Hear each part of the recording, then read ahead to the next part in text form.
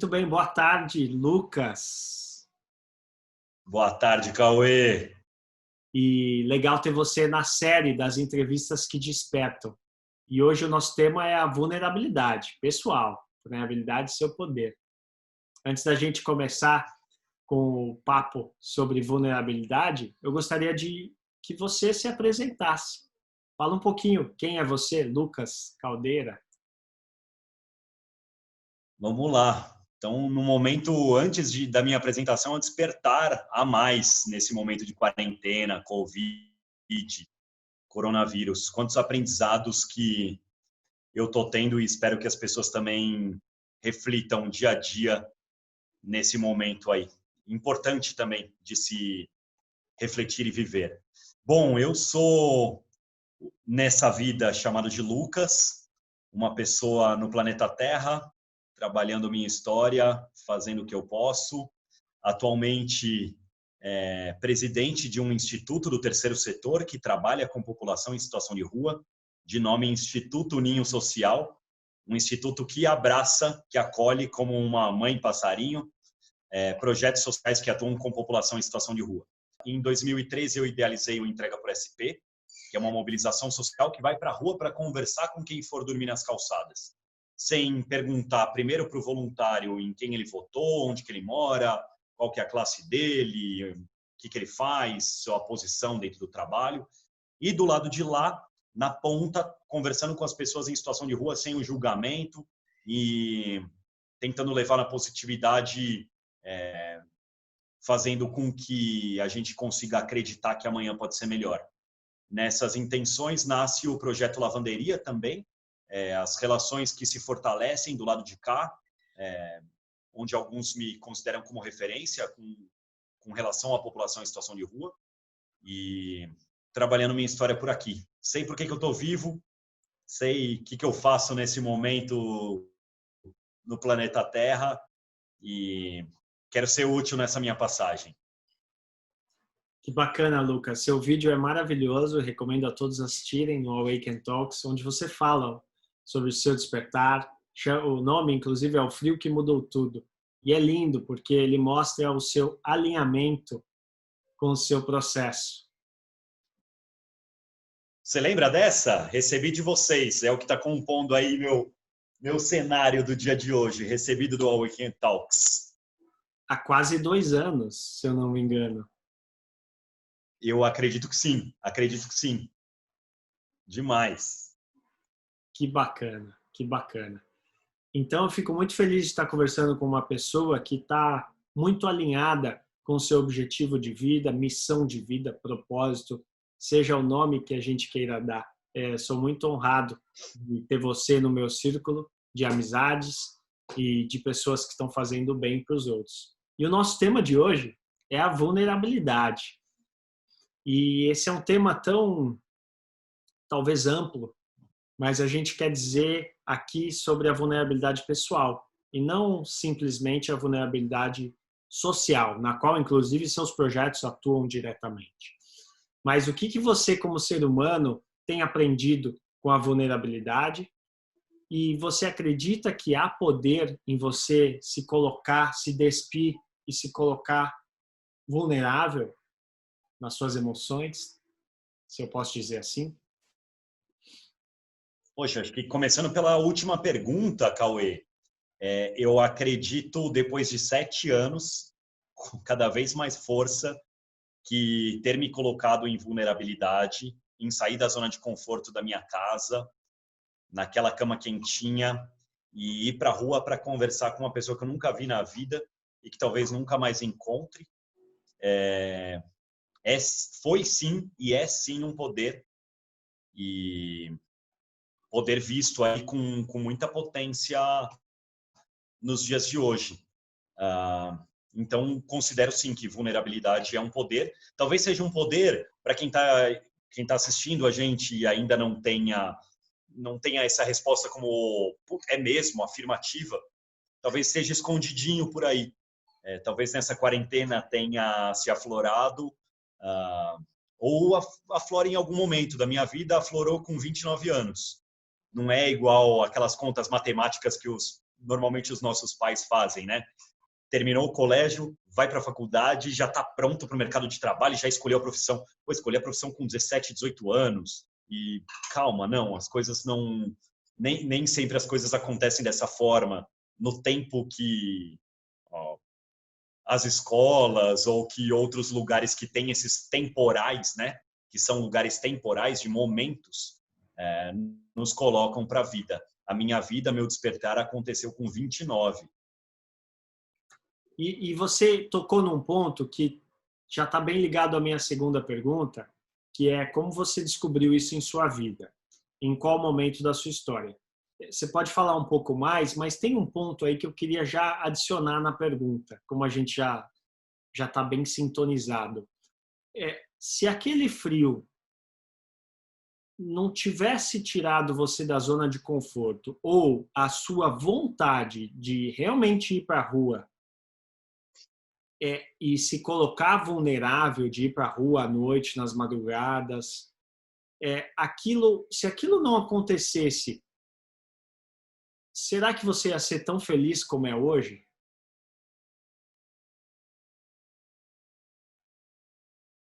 É fantástico esse IC, né? IC.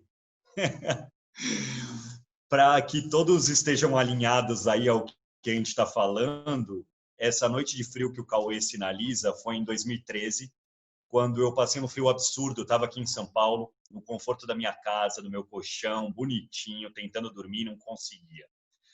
E aí, dadas 2 horas, 3 horas da manhã, eu entendi que eu não conseguiria dormir pelo frio e fui até o quarto da minha mãe, peguei um cobertor e minha mãe deu uma despertada de leve, tentando entender o que estava acontecendo, que não era comum eu ir até o quarto dela.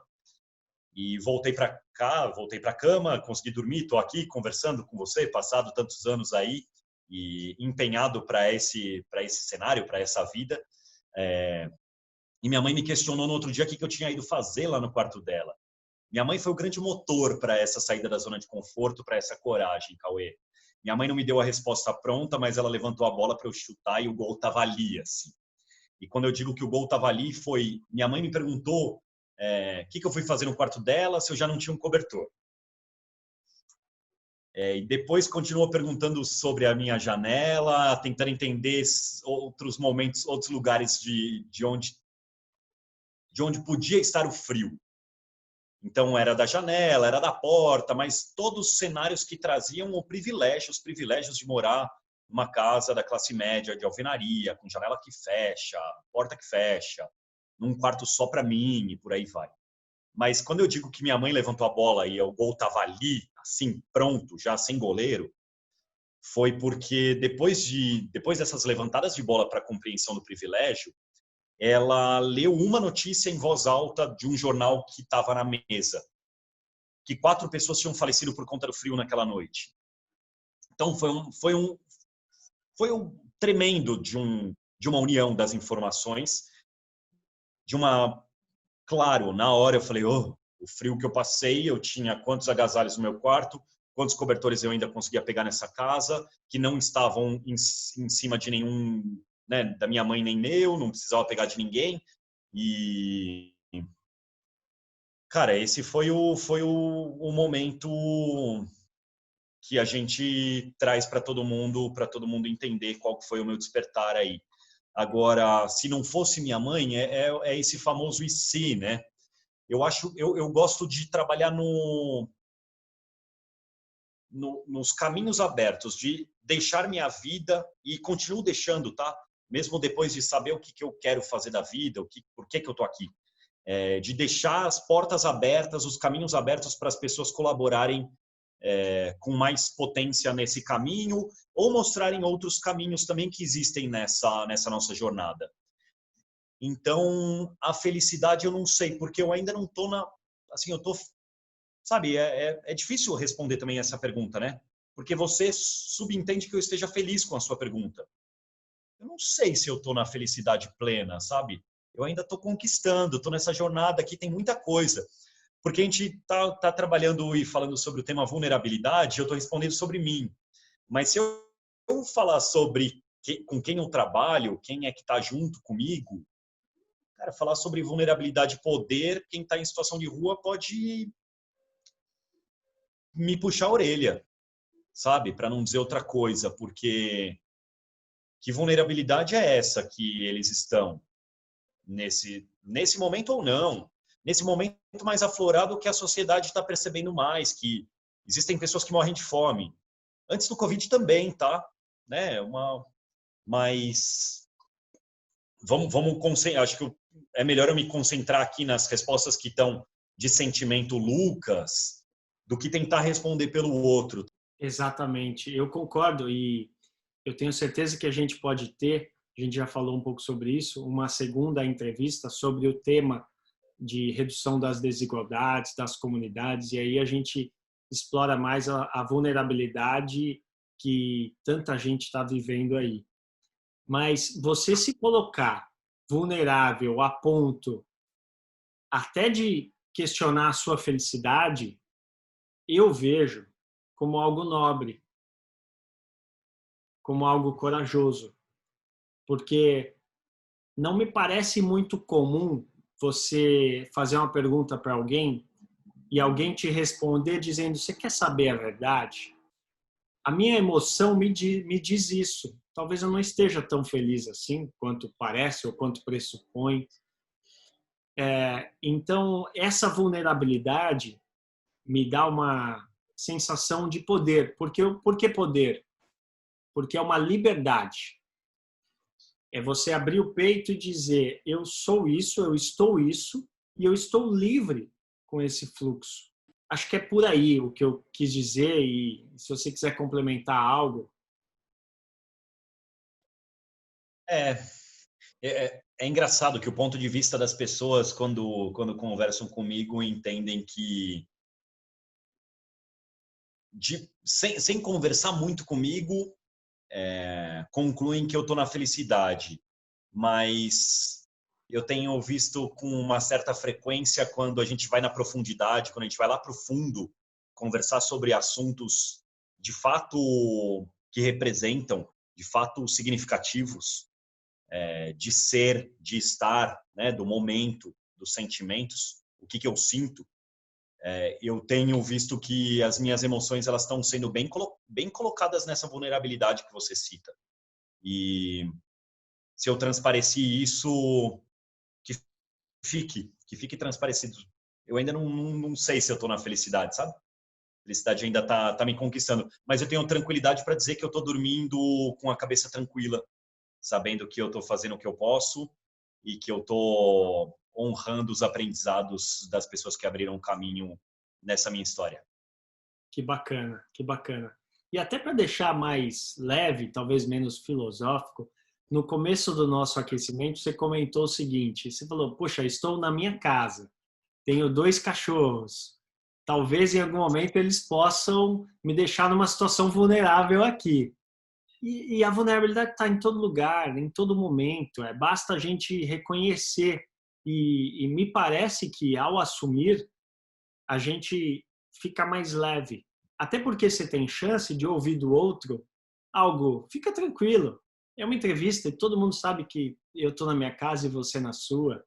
Então, acho que esse é o sentido do poder da vulnerabilidade, né? Eu tô com 2 cachorros aqui e aí um olhou para mim enquanto você conversou e já tá, ó, daqui a pouco vai chegar uma bolinha na minha mão. O jogo segue.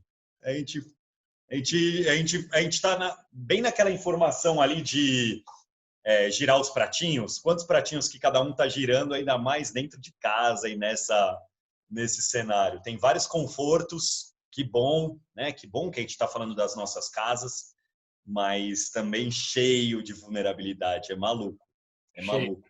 Eu tô assim, eu não consigo me desligar, porque eu tô na cozinha, daí eu olho para o lado, caramba, eu esqueci de lavar um garfo e um copo. Sabe? Tá tipo. Aí, nossa, se eu não tivesse em casa, se eu tivesse lá na sede do instituto, talvez eu não tivesse com essas preocupações. Teria outras, mas enfim. Vida que segue, estamos bem. Estamos vivos, estamos sobrevivendo, mais do que sobrevivendo, vivendo esse momento e de aprendizado, como a gente disse. Eu tenho até uma tatuagem que diz passos, tá bem na minha perna, tá? Essa, para entender. Aí tem passos e escolhas em uma perna, e no outro, sonhos e aprendizados. Faz sentido também nesse momento, né? Não foi feito para dentro desse momento de quarentena, até porque eu também não estou saindo de casa, mas faz sentido também nesse momento. Com certeza, com certeza. Nossos sonhos têm que estar vivos aí, nossos sonhos têm que estar vivos por aí e serem compartilhados com o mundo e não fechados dentro do nosso quarto, dentro da nossa cabeça. E aprendizados 1000 com tudo isso. Aí, ó, bolinha chegou. Por falar nisso. No final da entrevista eu mostro os cachorros. Legal, legal, querido. Eu tenho uma última pergunta. Já chegamos na pergunta final. Ela vai misturar um pouco da praticidade do dia a dia e um pouco de profundidade. E ela é a seguinte: o que te faz de esperto e atento em relação às tentações do ego? Então, o que te mantém atento para você não cair naquele, talvez nas tentações que seu ego queira chamar a atenção? E que dica você daria, baseado nas suas experiências, para ajudar as pessoas a se manterem numa frequência de liberdade, né? De felicidade, liberdade de verdade, se eu posso dizer assim? Essa pergunta ela me lembra duas pessoas em específico e que fizeram todo sentido para que nos últimos anos, de momento onde o ego queria sobressair, queria dar as caras, essas pessoas, Lucas, sai de cena. Lucas, passinho para trás. Eu considero que essas pessoas foram as mais questionadoras que eu tive dentro do Entrega por SP. Falo de Vinícius Ferreira e Felipe Silva. São as duas pessoas que mais questionaram o trabalho que eu estava fazendo. Por isso, elas foram convidadas para participarem e serem coordenadoras desse projeto. Eu não afastei essas pessoas que questionavam, porque fazia muito sentido os questionamentos que elas traziam. O questionamento do ponto de vista de cada um sobre todo o cenário. Então, considerando a história que eles tinham e considerando as informações que eles traziam. E por isso eles foram colocados na coordenação para somarem, para a gente entender que o meu perfil faz sentido, a linha de raciocínio que o Lucas tem, com perfis diferentes também. Isso faz crescimento para um jogo. E eles foram fundamentais nos momentos onde eu posso falar com tranquilidade que eu podia ter colocado o ego muito mais à frente. Confesso que eu já errei também por vários momentos, mas eu lembro com muita força de eventos onde um dos dois ou os dois me lembraram que existe o E e o O, e entre eles pode ter o G de ego ou o C de eco. E me lembravam dessa cena. Então, a minha consideração primeira lembre das pessoas que estão te dizendo algo. E mesmo se elas não forem tão próximas a você, considere para você entender qual que é o caminho da sua jornada. De você fechar o olho e lembrar o que você fez ontem, qual que foi seu passo dado ontem e antes de ontem. E o segundo que me deixa muito na tranquilidade, Cauê, para essa,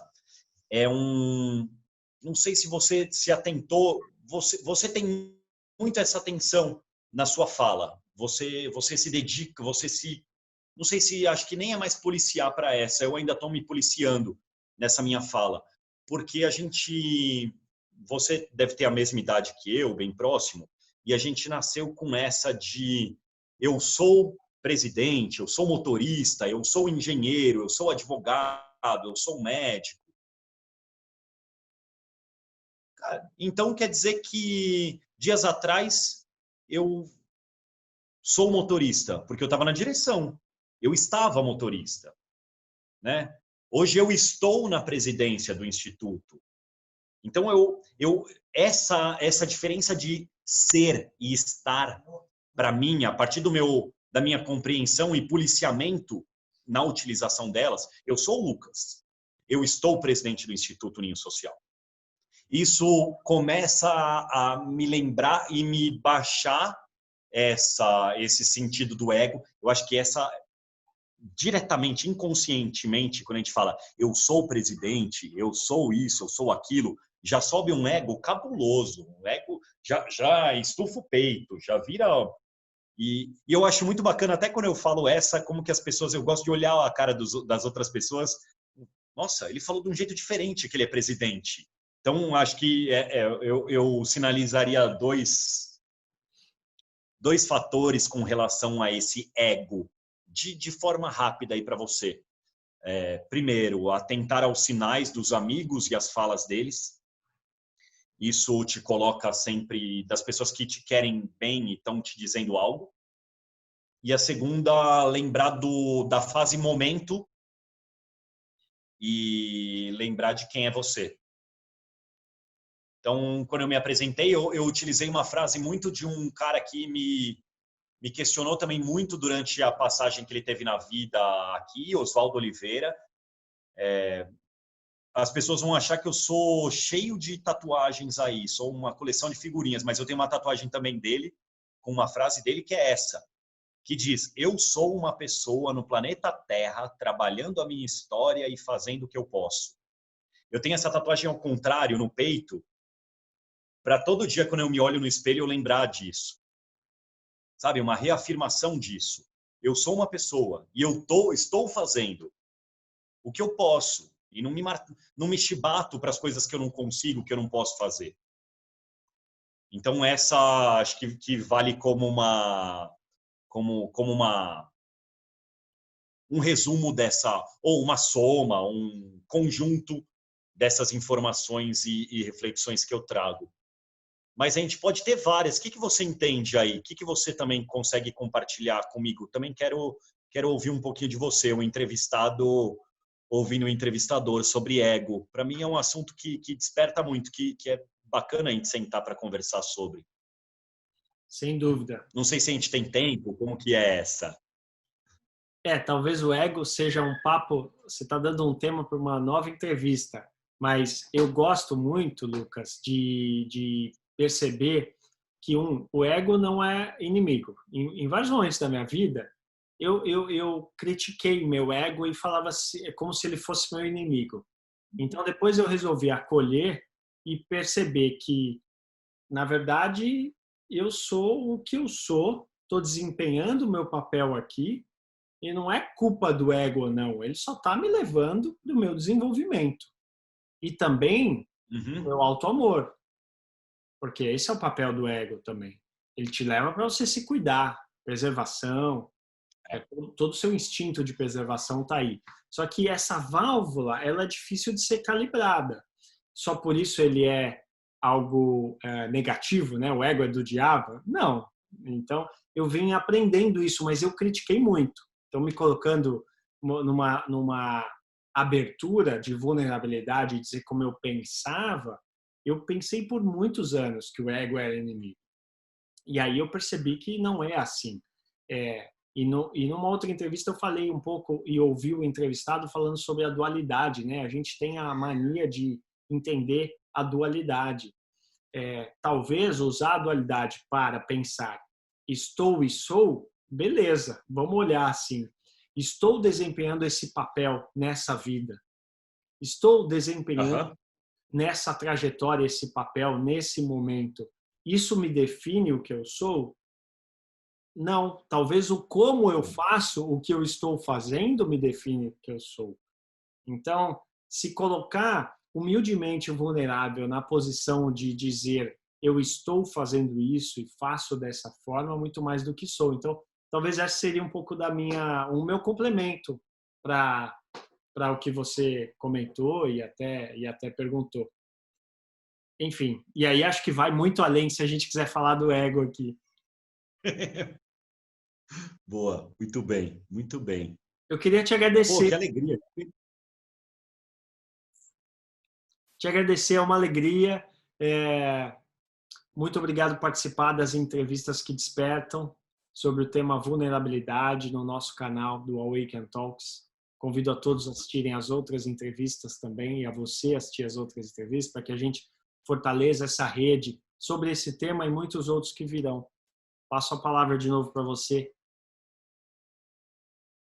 Agradecer também esse momento importante, é importante para entrar aqui também e compartilhar o que eu sinto e compartilhar um pouco da minha história, relembrar o Waking Talks, falo de Cindy, de Andrea, de Rafa Maretti, Tabata Amaral, tanta gente incrível, a Giovana, uma galera maravilhosa que está por aí também no Awakening Talks, que está sendo, que está conseguindo também reverberar, ecoar o que faz nesse momento, nessa vida, nessa jornada de vida aqui nesse planeta Terra. Muito obrigado, Cauê. Sem palavras, fico muito feliz aí contigo, com essa liberdade, essa tranquilidade de entrevista e desejo muitas alegrias. E compartilhe do lado de cá um sentimento de abraço. Queria ter te dado um abraço durante essa entrevista e agora. Eu adoraria também. Em breve a gente vai se dar esse abraço. Tudo está em transformação. Quero declarar uma informação para quem ainda não abraçou esse camarada, saibam. O abraço desse camarada dura mais do que 10 segundos e te faz pensar em várias coisas. E te faz lembrar daquele momento que você está ali recebendo um abraço. Eu posso dizer o mesmo, meu caro, meu querido. Oh. Obrigado. Até a próxima. Até. Fiquem na paz aí todos. Muito obrigado por essa, Cauê. Valeu.